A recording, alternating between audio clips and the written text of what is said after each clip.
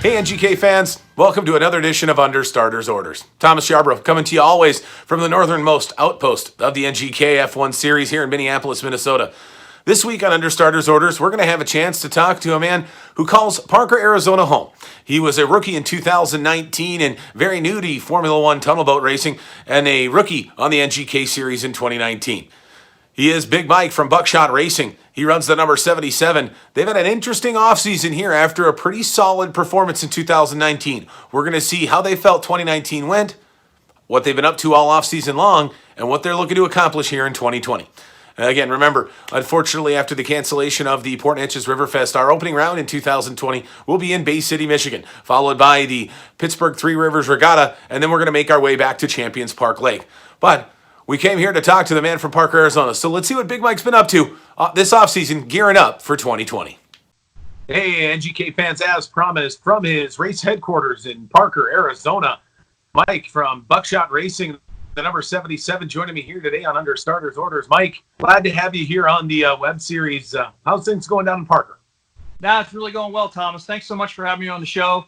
We're just really super excited about the season that is looming, getting ready for us. I've been out there in the preseason, trying to get my boats ready, trying to be in top-notch shape to bring something to the series this year.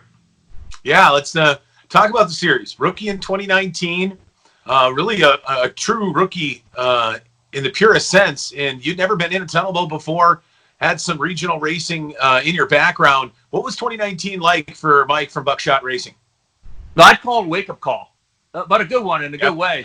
I'd actually been in a tunnel boat twice, and one time I blew it over. I was actually the one time before I got to Port Neches, and I found myself floating upside down the Parker Strip, and I thought, what the hell am I doing here? At least the water's clear, so I was seeing a lot of green and, contemplating life and wondering what I was going to do. But thank God to some good friends got over here. Dean Wilson and John Soares, a couple other local buddies got over there, helped me put the boat back together, and we were intent on making a splash in 2019, and we certainly did in that preseason blowover. But getting down to Port Neches was a bunch of fun. Getting out on the course, and used to being in the open boats, and they start lining the boats up, and you're like, wait a minute, there's only like 3 inches between us. Like, is that how it's supposed to be? And I guess so. Mr. Hawkins, T-Hawk Racing. I mean, great guy in the paddock, came down there in the first heat race and gave me a little kiss in the side. I was like, oh wow, boys, this is how it's done. Yeah.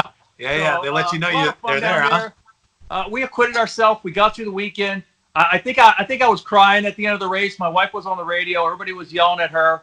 I got through the race. I survived. I think we finished 15th. It was like just unbelievable, but it was a great experience, and glad to come out kind of mid-pack in my first tunnel boat race. So pretty excited about that.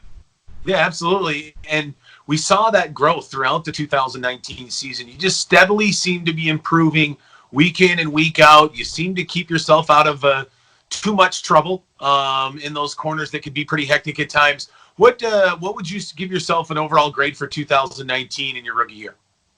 I can't really say. I'm just looking for an A+ in 2020, 2021.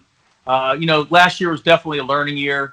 A lot of people, helped me out. A bunch of good pointers from Chris Fairchild. Ashton Rinker and his crew gave me a couple pointers on the Kniff. Rusty was awesome the whole way. Spencer from out here, the Flemings, RJ, of course, Mr. Hawkins, Greg Foster, even Dustin Terry, all the top drivers were giving me pointers throughout the year. And although Bill Gore says I never listen, I do try to listen, and I try to take this in as much as possible. We did get better and better every race. I think we went from 15th to 11th to 8th, and we finished every heat and every race last year except for the last one where we got piled. But hey, that happens out there. And I think we finished about 12th, and out of 37 entries with some pretty good tunnel boat drivers out there, we were pretty pleased. Absolutely, yeah. And I think you had a really solid season and a lot to build on for the 2020 race season. And let's talk about that. I mean, we've been sitting here chatting, and there's this giant, bright white boat sitting behind you, and that's not the Kniff that we saw you racing last season. That one's just there to the left. But boy, it looks like Buckshot Racing has been busy here in 2020. So far, gearing up with that brand new boat. Is that a composite craft I see behind you? That is a composite craft. That's the first customer boat out of the mold, or boat number 2, down in Port Neches.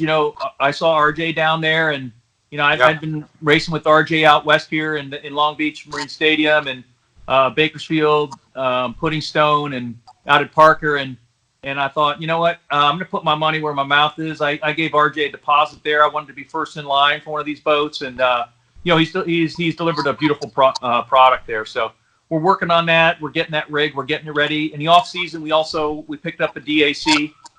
Intent was to do 3 preseason races. We kind of did 2.5, and it was good. We just wanted to get out there, get a little bit more seat time, and work our way to the front of the pack. I mean, I feel like we're kind of a maybe a top 10 boat right now, but by the time the season gets here, we plan on being in the top 5.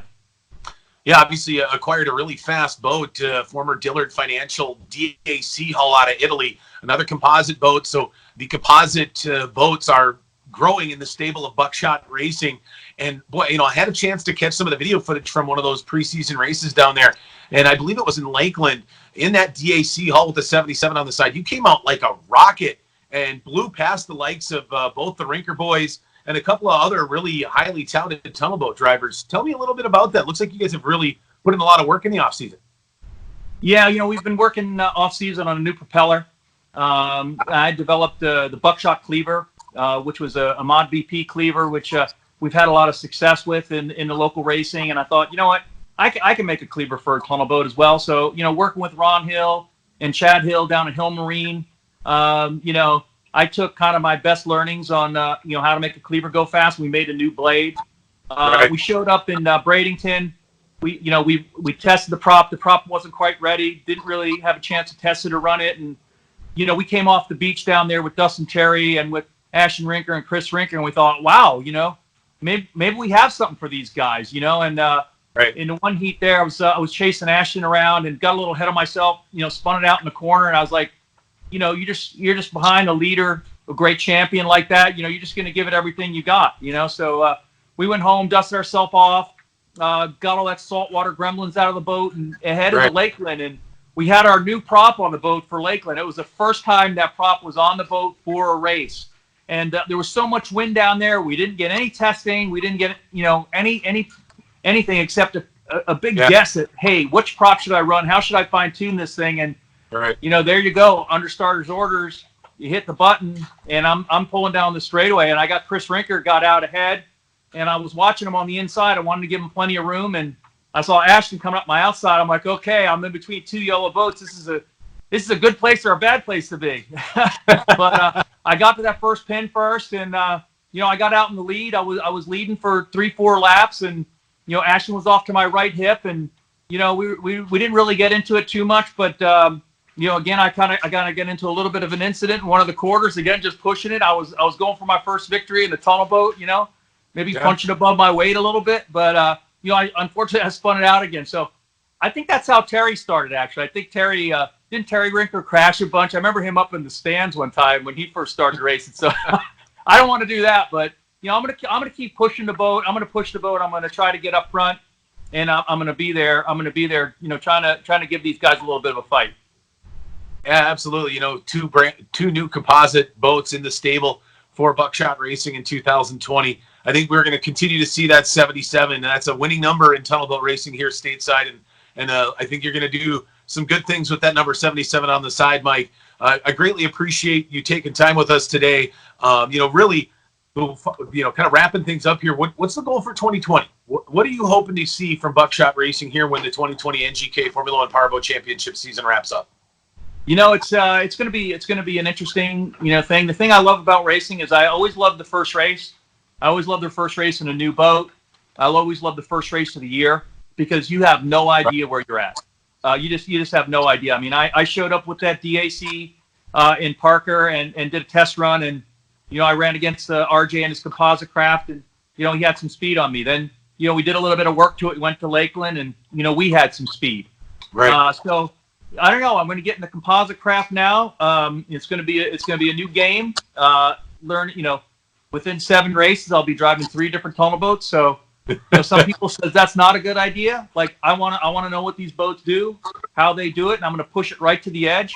So my goal is to get up there, get into the top 10. Once I'm in the top 10, I'll be pushing for the top 5. Right on. Well, hey, Mike, really appreciate you taking time with us today. Again, Buckshot Racing are looking to do some damage in 2020. Obviously with the opening round being canceled, we're looking at opening round now, the Bay City Rockin' the River. Rough water up in Bay City, Michigan. I know you had your hands full there last year. We appreciate you, again, taking time from your race headquarters down there in Parker, Arizona, and hanging out with us here on Understarters Orders. Thanks, Tom. Yeah, go 77. Let's go. All right. That's Big Mike from Buckshot Racing. I'm Thomas Yarbrough. This has been Understarters Orders. We'll see you next week.